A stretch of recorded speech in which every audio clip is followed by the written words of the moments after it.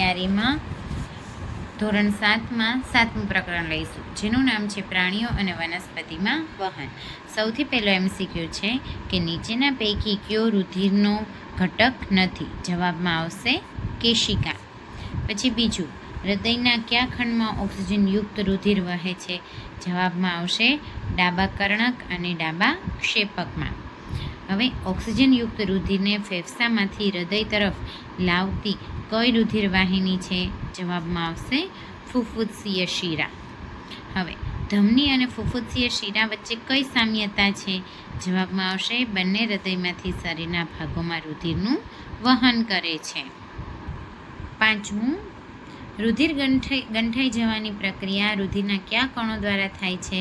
તો જવાબમાં આવશે ત્રાક કણો એટલે કે રુધિર કણિકાઓ દ્વારા. છઠ્ઠું, મનુષ્યના મૂત્રમાં કયો મુખ્ય ઉત્સર્ગ દ્રવ્ય છે? જવાબમાં આવશે યુરિયા. આ આપણે યાદ રાખવાનું છે કે મનુષ્યમાં ઉત્સર્ગ દ્રવ્ય તરીકે યુરિયા હોય છે. હવે સાતમું, વનસ્પતિમાં થતી કઈ પ્રક્રિયાઓ પર્ણરંધ્રમાં થાય છે? તો પર્ણરંધ્રમાં કઈ થાય છે? તો કે ત્રણેય આવશે: શ્વસન, પ્રકાશ સંશ્લેષણ અને બાષ્પોત્સર્જન. હવે આઠમું, નીચેના પૈકી કયો મનુષ્યમાં ઉત્સર્જન તંત્રનો અવયવ નથી? તો આ ત્રણ તો છે, એટલે કે જલવાહક પેશી, જે ફક્ત વનસ્પતિમાં હોય છે. નવમું, વનસ્પતિની પ્રકાશ સંશ્લેષણની નિપજોનું વહન શાના દ્વારા થાય છે? જવાબમાં આવશે અન્નવાહક પેશી. કેમ કે પ્રકાશ સંશ્લેષણની અંતે શું બને છે? તો કે ગ્લુકોઝ બને છે, એટલે કે ખોરાક બને છે, જે અન્નવાહક પેશી દ્વારા વહન પામે છે. જલવાહક પેશીમાં ફક્ત ક્ષાર અને પાણી, જલવાહિની અને જલવાહક પેશી બંનેમાં એનું વહન થાય છે. હવે 10મું, શિરા વિશેનું કયું વિધાન સાચું નથી? શિરામાં વાલ્વ હોય છે, એ સાચું છે. શિરા હૃદયમાંથી શરીરના વિવિધ ભાગો તરફ રુધિરનું વહન કરે છે, આ ખોટું છે. કેમ કે એ શરીરના વિવિધ ભાગોમાંથી હૃદય તરફ લઈ જાય છે. 11મું, આપણા શરીરમાં રુધિરનું ગાળણ કયો અવયવ કરે છે? જવાબમાં આવશે મૂત્રપિંડ. મોસ્ટ ઇમ્પોર્ટન્ટ પ્રશ્ન છે આ. 12મું, પક્ષીઓ, જીવજંતુ અને ગરોળી એ અર્ધઘન સ્વરૂપે કયા ઉત્સર્ગ પદાર્થનો ત્યાગ કરે છે? જવાબમાં આવશે યુરિક એસિડ. 13મું, વનસ્પતિ કઈ ક્રિયા દ્વારા પર્ણરંધ્રમાંથી પુષ્કળ પ્રમાણમાં પાણીનો બાષ્પ સ્વરૂપે નિકાલ કરે છે? જવાબમાં આવશે ઉત્સ્વેદન. 14મું, પુખ્ત વયની વ્યક્તિ આરામદાયી સ્થિતિમાં નાડીના ધબકારા 1 મિનિટમાં કેટલા હોય છે? 72 થી 80. 15મું, હૃદયમાંથી કાર્બન ડાયોક્સાઇડ યુક્ત રુધિરને ફેફસામાં લઈ જવાનું કાર્ય કરતી રુધિર વાહિની કઈ છે? જવાબમાં આવશે ફુફ્ફુસીય ધમની. 16મું, કયા પ્રાણીઓમાં પરિવહન તંત્રનો અભાવ છે? જવાબમાં આવશે વાદળી અને જળવ્યાળ. 17મું, મૂત્રપિંડની નિષ્ફળતાને કારણે રુધિરને સમયાંતરે મશીન વડે ગાળવામાં આવે તે પદ્ધતિને શું કહે છે? જવાબમાં આવશે ડાયાલિસિસ. 18મું, આપણા શરીરમાં રુધિરના પંપ તરીકે કાર્ય કોણ કરે છે? જવાબમાં આવશે હૃદય. 19મું, રુધિરના પરિવહનની શોધ કોણે કરી હતી? જવાબમાં આવશે વિલિયમ હાર્વે. જુદા જુદા પ્રાણીઓ દ્વારા નિકાલ કરતા ઉત્સર્ગ દ્રવ્યોમાં કોનો સમાવેશ થતો નથી? જવાબમાં આવશે લેક્ટિક. કારણ કે યુરિયા, એમિનો એસિડ અને યુરિક એસિડ એ 3 ઉત્સર્ગ દ્રવ્યો છે. 21મું, માછલી જેવા જળચર પ્રાણીઓ ઉત્સર્ગ સ્વરૂપે કયા પદાર્થનો ત્યાગ કરે છે? તો માછલીમાં આવશે એમોનિયા. આપણામાં કયું હતું મિત્રો? આપણામાં હતું યુરિયા. 22મું, હૃદયનું તાલબદ્ધ સંકોચન અને વિકોચન એ શું કહે છે? એક ધબકારો કહે છે. 23મું, રુધિર અને શરીરના કોષો વચ્ચે વિવિધ દ્રવ્યોનો વિનિમય કોના દ્વારા થાય છે? જવાબમાં આવશે કેશિકા. 24મું, ફુફ્ફુસીય ધમનીમાં રુધિરનું વહન ક્યાંથી કઈ તરફ જાય છે? તો જમણા ક્ષેપકમાંથી ફેફસા તરફ જાય છે. શ્વેતકણ મનુષ્ય શરીરના કયા તંત્રના કોષો ગણાય છે? આ 2018માં પૂછાયેલો પ્રશ્ન છે. પાચનતંત્ર, પ્રજનનતંત્ર અને શ્વસનતંત્ર, આ 3માંથી કોઈ આવશે નહીં, એટલે કે એ રુધિર પરિવહન તંત્રનો એક ભાગ ગણાય છે. 26મું, વનસ્પતિમાં શાના દ્વારા પાણીનું વહન પામે છે? આ 2019માં પૂછાયેલો પ્રશ્ન છે. પાણી હોય તો જલવાહક પેશી અને ખોરાક હોય તો અન્નવાહક પેશી. હવે હૃદયના ધબકારા માપવા માટે શાનો ઉપયોગ થાય છે? 2021માં પૂછાયેલો છે. ડૉક્ટર જે વાપરે એ એટલે કે સ્ટેટોસ્કોપ. 28મું, રુધિરમાં રહેલા કયા કણો શરીરમાં પ્રવેશતા જીવાણુઓ સામે લડે છે? જવાબમાં આવશે શ્વેતકણો. આ મોસ્ટ ઇમ્પોર્ટન્ટ છે. 2021, 22 અને 23 3-3માં આ પ્રશ્ન પૂછાયેલો છે. જીવાણુ સામે લડતની બાબત આવે એટલે શ્વેતકણો આવશે. હવે હિમોગ્લોબિન રુધિરના કયા ઘટકમાં હાજર હોય છે? તો એમાં આવશે રક્તકણ, એટલા માટે જેનો કલર લાલ હોય છે, જે 2023માં પૂછાયેલો પ્રશ્ન છે. 30મું, નીચેનામાંથી કયો ભાગ સ્ટેટોસ્કોપમાં હોતો નથી? મર્ક્યુરી ભરેલી નળી, કારણ કે એ કેમાં હોય છે? થર્મોમીટરમાં હોય છે. અને આ પણ ઇમ્પોર્ટન્ટ પ્રશ્ન છે, જે 2023માં પૂછાયેલો છે. હવે આપણે 8મું પ્રકરણ સ્ટાર્ટ કરીશું, જેનું નામ છે વનસ્પતિમાં વહન. હવે આપણે 8મું પ્રકરણ સ્ટાર્ટ કરીશું, જેનું નામ છે વનસ્પતિમાં પ્રજનન. પહેલો MCQ છે, પ્રકાંડ દ્વારા વાનસ્પતિક પ્રજનન થતું હોય તેવી વનસ્પતિ કઈ છે? જવાબમાં આવશે બટાટા. પાનફૂટીમાં વાનસ્પતિક પ્રજનન શાના દ્વારા થાય છે? જવાબમાં આવશે પર્ણ. ત્રીજું, યીસ્ટમાં અલિંગી પ્રજનન કઈ રીતે થાય છે? તો મિત્રો, જ્યારે યીસ્ટ આવે ત્યારે કલિકા સર્જન યાદ રાખવાનું છે, સ્પાઇરોગાયરા આવે ત્યારે અવખંડન યાદ રાખવાનું છે, અને હંસરાજ આવે ત્યારે બીજાણુ સર્જન. બરાબર. યીસ્ટ તો કલિકા સર્જન, સ્પાઇરોગાયરા તો અવખંડન, અને હંસરાજ તો બીજાણુ સર્જન. છઠ્ઠું, નીચેના પૈકી કયો સ્ત્રીકસરનો ભાગ નથી? તો અંડાશય છે, પરાગવાહિની છે, પરાગાસન છે, જ્યારે પરાગાશય એ નથી, એટલે જવાબમાં આવશે પરાગાશય. હવે 7મું, પરાગાશય કોનો ભાગ છે? તો પરાગાશય છે એ કોનો ભાગ આવશે? પુકેશરનો. એકલિંગી પુષ્પ નીચેના પૈકી કઈ વનસ્પતિમાં જોવા મળે છે? જવાબમાં આવશે પપૈયું. મ્યુકરમાં કઈ અલિંગી પ્રજનન જોવા મળે છે? બીજાણુ સર્જન. સ્પાઇરોગાયરા શું છે? એ છે લીલ છે. બટાટાનો ડાઘા ચાઠાવાળા ભાગને શું કહે છે? તો એની આવશે આંખ. વનસ્પતિમાં લિંગી પ્રજનનમાં નવો છોડ શામાંથી મેળવાય છે? જવાબમાં આવશે બીજ. 13મું, નીચેના પૈકી એક કોષી સજીવ કયું છે? જવાબમાં આવશે યીસ્ટ. 14મું, લિંગી પ્રજનનમાં એક નરજન્યુ અને એક માદાજન્યુ બની અને શું રચે છે? જવાબમાં આવશે ફલિતાંડ. નીચેના પૈકી કયું માસલ ફળ નથી? જવાબમાં આવશે બદામ. કઈ વનસ્પતિમાં બીજનો ફેલાવો પવન દ્વારા થાય છે? જવાબમાં આવશે મેપલ. કઈ વનસ્પતિના બીજનો ફેલાવો પ્રાણીઓ દ્વારા થાય છે? જવાબમાં આવશે ગાડરિયું. પ્રાણી આવે તો ગાડરિયું, પવન આવે તો મેપલ. ફલનને અંતે અંડક શામાં ફેરવાય છે? જવાબમાં આવશે બીજ. 19મો, વનસ્પતિના પ્રકાંડ, પર્ણ કે કલિકા જેવા ભાગમાંથી નવો છોડ નિર્માણ પામતો હોય તો એ પ્રક્રિયાને શું કહે છે? વાનસ્પતિક પ્રજનન.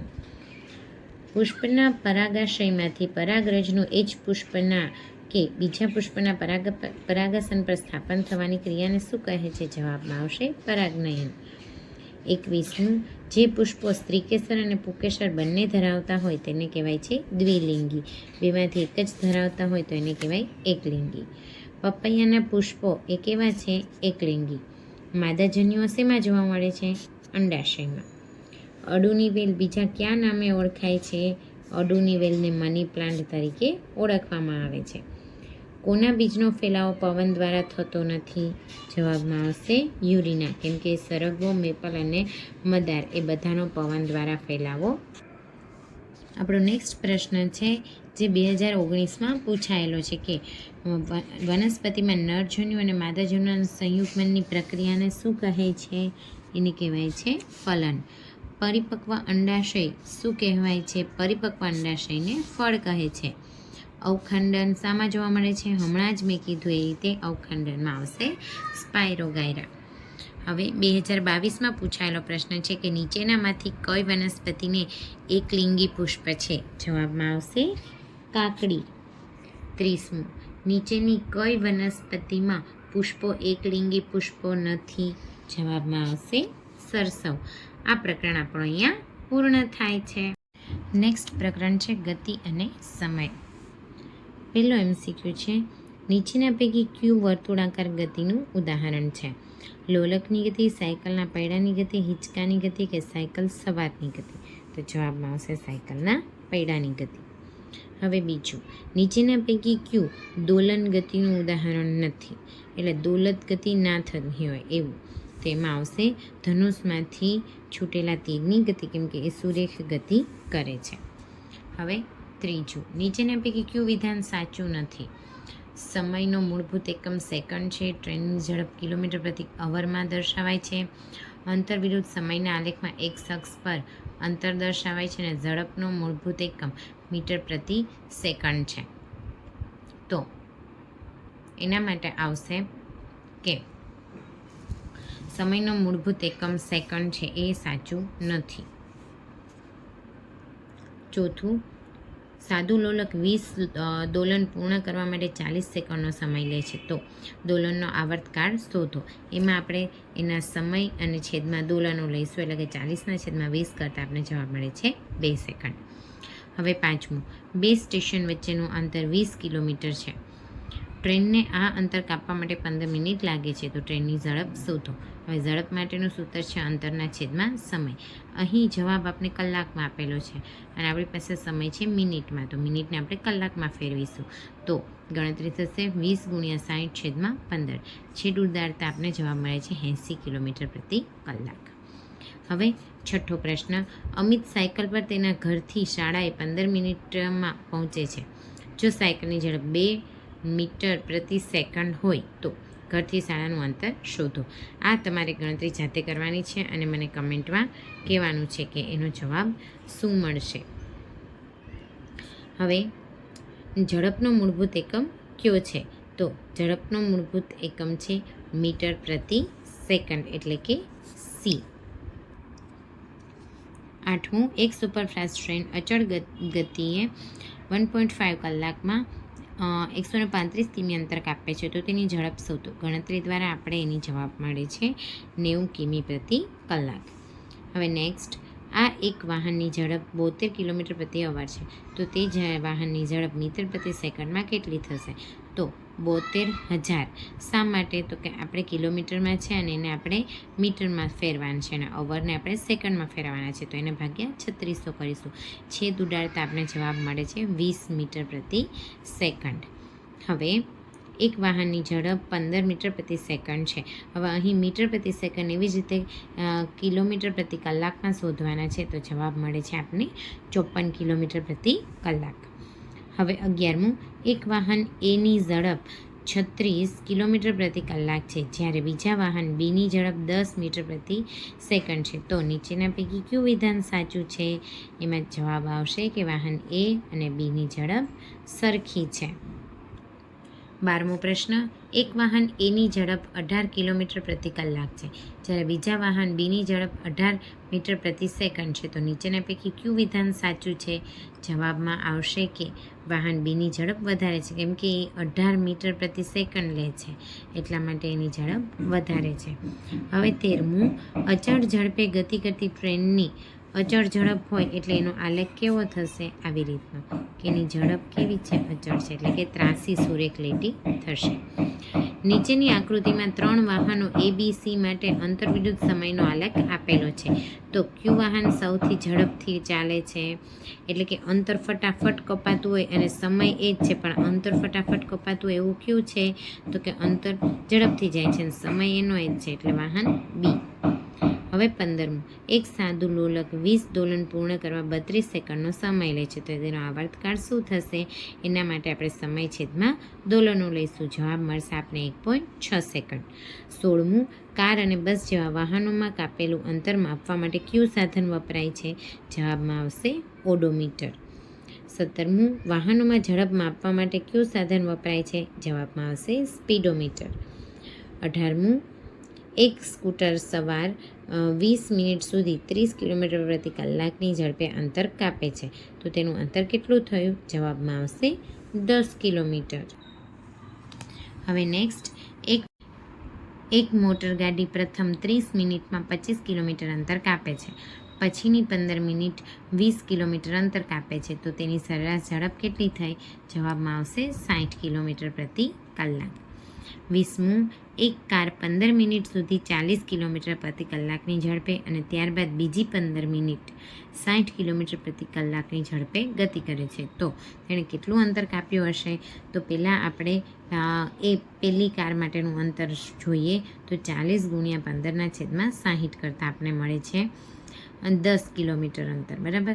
અને બીજા માટે 15 ગુણ્યા 60/60 કરતાં આપણે મળે છે 15. બંનેનો સરવાળો કરીશું એટલે આપણે જવાબ મળી જશે 25 કિલોમીટર, જે 2019માં પૂછાયેલો પ્રશ્ન છે. હવે નેક્સ્ટ, સમયનો પ્રમાણભૂત એકમ શું છે? જવાબમાં આવશે સેકન્ડ. 22મું, નીચે આપેલા સંબંધો પૈકી કયો સંબંધ સાચો છે? તો એનું સૂત્ર આપણે લેવાનું છે કે ઝડપનું સૂત્ર શું છે? અંતર છેદમાં સમય. આ સાથે આપણું પ્રકરણ અહીંયા પૂર્ણ થાય છે. Thank you friend.